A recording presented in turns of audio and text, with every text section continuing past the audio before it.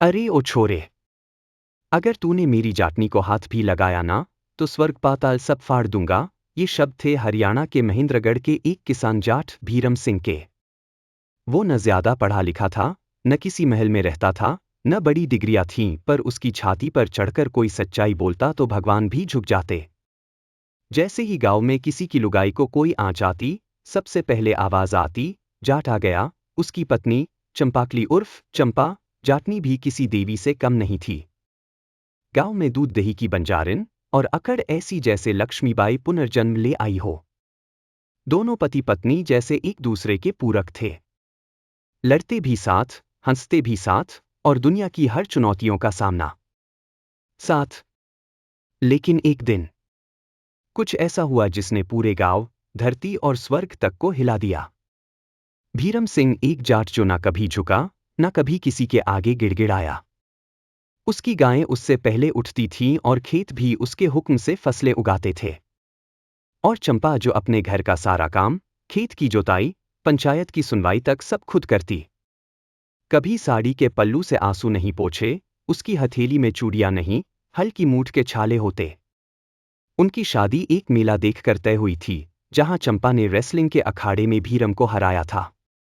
कहना गलत नहीं होगा, धरती के वीर और धरती की शेरनी की जोड़ी थी वो। साल 2025 की गर्मियों में गांव में एक भीषण तूफान आया। फसलें बर्बाद, बिजली ठप, और बीमारियां फैलने लगीं। भीरम और चंपा ने अपना सारा अनाज, दूध, दवाई गांव के लोगों में बांट दिया। लेकिन बीमारी ने चंपा को भी पकड़ लिया।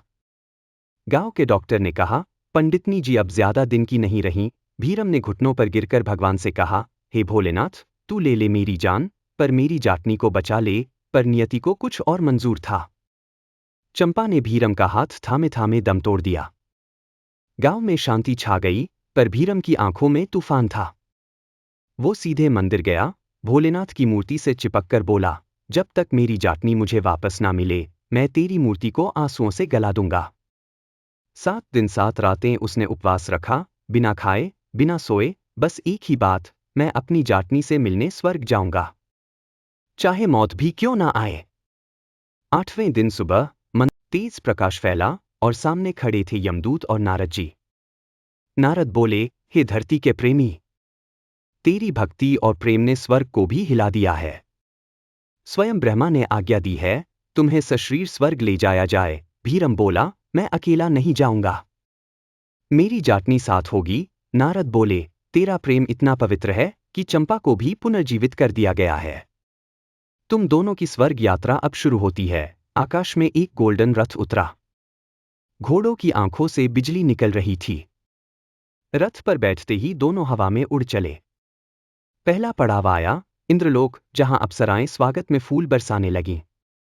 भीरम हंसते हुए बोला, सुन ले चंपा, अब तू कोई गांव की लुगाई ना रही, अब तू स्वर्ग की रानी है। चंपा बोली, और तू मेरा जाट।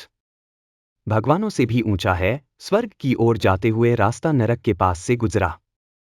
वहां एक राक्षस आत्मा भूख से तड़प रही थी, पर देवता उसे अनदेखा कर रहे थे। भीरम ने तुरंत रथ रोका।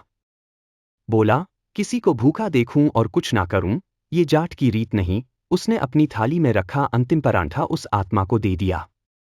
देवताओं ने कहा, तुम्हारे इस एक परांठे से वह आत्मा मुक्ति को प्राप्त हो गई। स्वर्ग में दोनों का स्वागत देवताओं ने किया। इंद्र बोले, तुमने प्रेम, बलिदान और साहस का ऐसा उदाहरण रखा जो युगों तक याद रहेगा। ब्रह्मा ने आशीर्वाद दिया, तुम्हारे नाम पर जाट वंश की गाथा स्वर्ग में लिखी जाएगी। विष्णु बोले, तुम्हारा प्रेम इतना निर्मल है कि इसे हर युग में दोहराया जाएगा, कभी सावित्री सत्यवान, तो कभी राधा कृष्ण के रूप में। अंत में भीरम बोला, प्रभु, हम अब स्वर्ग में रहें या धरती पर हमें एक वरदान दो, जहां भी कोई प्यार करे, जहां भी कोई किसी के लिए आंसू बहाए, वहां हमारा आशीर्वाद पहुंचे। ब्रह्मा बोले, तथास्तु। अब तुम दोनों युगों तक अमर रहोगे, कभी हवा की लहरों में, कभी खेतों की हरियाली में, और कभी किसी जाट की छाती में। आज भी हरियाणा के उस गांव में जब तेज हवा चलती है, तो गांव वाले कहते हैं, देख, भीरम और चंपा स्वर्ग से घूमने आए हैं। उनका प्रेम, त्याग और साहस हमें यह सिखाता है कि स्वर्ग वहाँ है जहाँ सच्चा प्रेम हो। हर संकट को ललकारें। स्वर्ग में वास के कुछ दिनों बाद देवताओं की सभा बुलाई गई।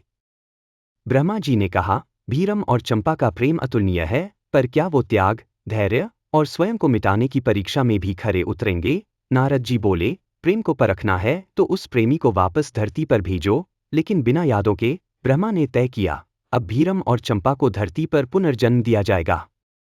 वे फिर मिलेंगे या नहीं, यह इस प्रेम की सबसे बड़ी परीक्षा होगी। धरती पर 10 वर्षों बाद राजस्थान के एक छोटे गांव में बीरबल नाम का एक नन्हा सा लड़का पैदा हुआ, हंसमुख, साहसी और अपनी माँ के लिए कुछ भी कर जाने वाला।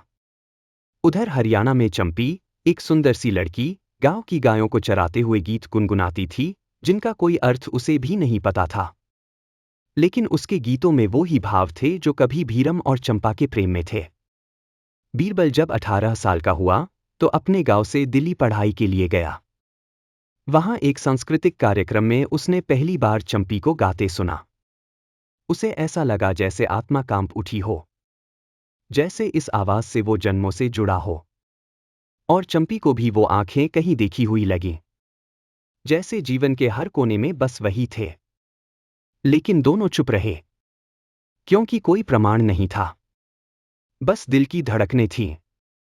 रात को बीरबल को स्वप्न आने लगे, जहां वो एक खेत में हल चला रहा होता और कोई पीछे से आवाज देता, ओ छोरे, परांठा खा ले पहले। वो चौंक कर उठ जाता। चंपी को भी सपनों में कोई भीरम बुलाता। फिर एक दिन दोनों एक पहाड़ी मंदिर में दर्शन के लिए पहुंचे। जब दोनों ने एक साथ घंटी बजाई तो एक दिव्य प्रकाश प्रकट हुआ। नारद जी प्रकट हुए। उन्होंने कहा, युगों पहले तुम दोनों ने प्रेम का ऐसा उदाहरण दिया कि ब्रह्मा भी झुक गए। अब समय है तुम्हें अपना वास्तविक स्वरूप दिखाने का। नारद जी ने उन दोनों के माथे पर जल छिड़का और कहा, जागो, हे प्रेमियों। और फिर बीरबल को याद आया, वो बीरम था जिसने चंपा के लिए भगवान से लड़ाई लड़ी थी। चंपी ने रोते हुए कहा, मैं जानती थी, मेरा दिल झूठा नहीं था।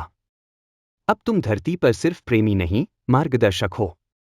जहां नफरत हो, वहां प्रेम बांटो। जहां पाप हो, वहां तपस्या से परिवर्तन लाओ।